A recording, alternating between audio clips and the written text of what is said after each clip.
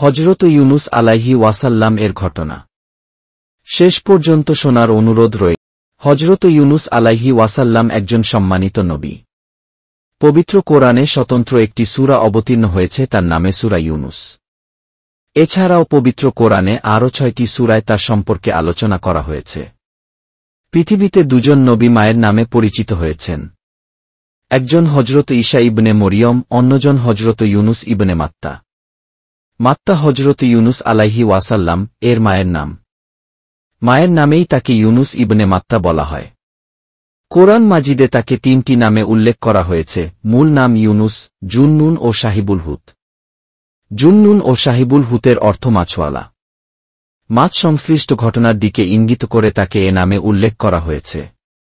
হযরত ইউনুস আলাইহি ওয়াসাল্লামকে বর্তমান ইরাকের মসুল নগরীর নিকটবর্তী নিনাওয়া জনপদে নবী হিসেবে পাঠানো হয়েছিল।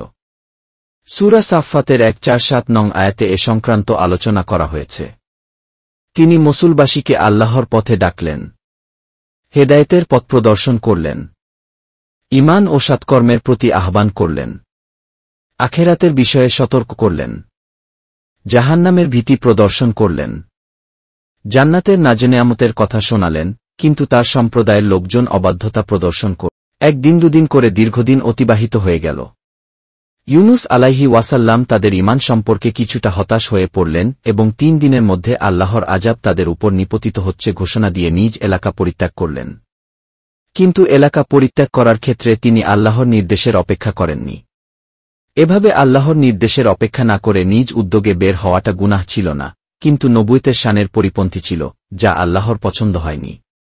আল্লাহ তার প্রিয় বান্দাদের এমন ছোটখাটো বিচ্যুতিতেও বড় ধরপাকড় করেন। হযরত ইউনুস আলাইহি ওয়াসাল্লাম এলাকা পরিত্যাগ করার পর লোকজন উপলব্ধি করল যে এবার নিশ্চিত আল্লাহর আযাব চলে আসবে। তাই তারা সবাই মিলে আল্লাহর কাছে তওবা করল। লোকালয় ছেড়ে বনবাদারের দিকে চলে গেল। গবাদিপশু ও শিশুদেরও সঙ্গে নিল।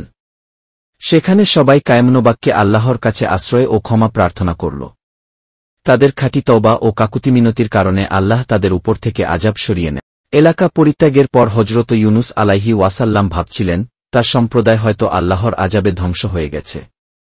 তিনি কল্পনাও করতে পারেননি যে তারা তওবা করে আল্লাহর প্রতি ঈমান নিয়ে আসবে।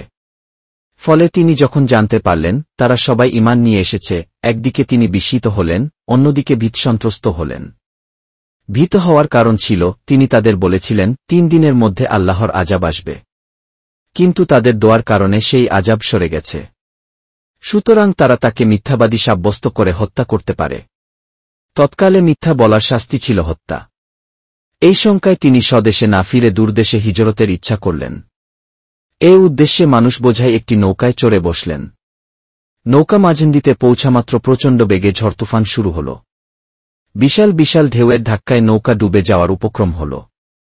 অবস্থা বেগতিক দেখে মাঝিরা বলল, এখানে মালিকের অবাধ্যতা করে কেউ নৌকায় আরোহণ করেছে। মাঝিদের বিশ্বাস ছিল, কোনো অন্যায় কাজ করে কেউ নৌকায় আরোহণ করলে এমন পরিস্থিতি তৈরি হয়। সুতরাং তারা বলল, এমন কেউ থাকলে তাকে নদীতে ফেলে দিতে হবে, তাহলে অন্য যাত্রীরা এই বিপদ থেকে রক্ষা পাবে। তখন যাত্রীদের মধ্যে লটারি দেওয়া হল।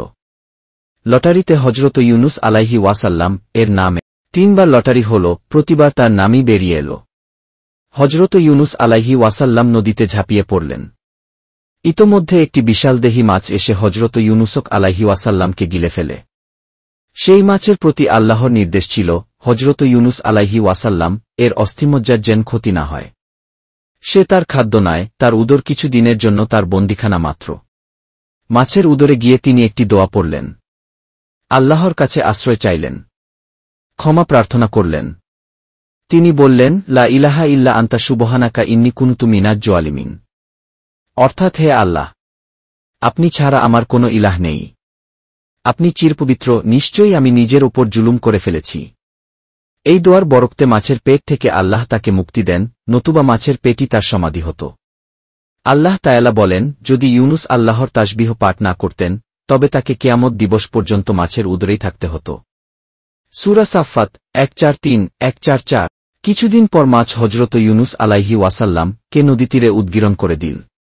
আল্লাহ তাআলা সেখানে তার শারীরিক সুস্থতার জন্য লতাবিশিষ্ট বৃক্ষ উদ্গত করে দেন। আল্লাহ তাআলা বলেন, অতঃপর আমি তাকে এক বিস্তীর্ণ বিজন প্রান্তরে নিক্ষেপ করলাম, তখন তিনি ছিলেন রূপ। আমি তার জন্য এক লতা বিশিষ্ট বৃক্ষ উদ্গত করলাম। সূরা সাফফাত 1:4-5, 1:4-6। হযরত ইউনুস আলাইহি ওয়াসাল্লাম এর ঘটনা থেকে আমাদের শিক্ষণীয় বিষয় হল যেকোনো বিপদাপদে আল্লাহর দিকে মনোনিবেশ করা এবং তার আশ্রয় কামনা করা। হাদিস শরীফে আছে, যেকোনো উদ্দেশ্য হাসিলের নিয়তে যদি কেউ লা ইলাহা ইল্লা আনতা সুবহানাকা ইন্নী কুনতু মিনাজ জালিমিন দোয়াটি পড়ে তবে আল্লাহ তার উদ্দেশ্য পূরণ করে দেন এবং বিপদ থেকে রক্ষা করেন। তিরমিজি 3505, রুহুল মায়ানি 8109। আল্লাহ এসব শিক্ষা আমাদের জীবনেও বাস্তবায়ন করার তাওফিক দিন।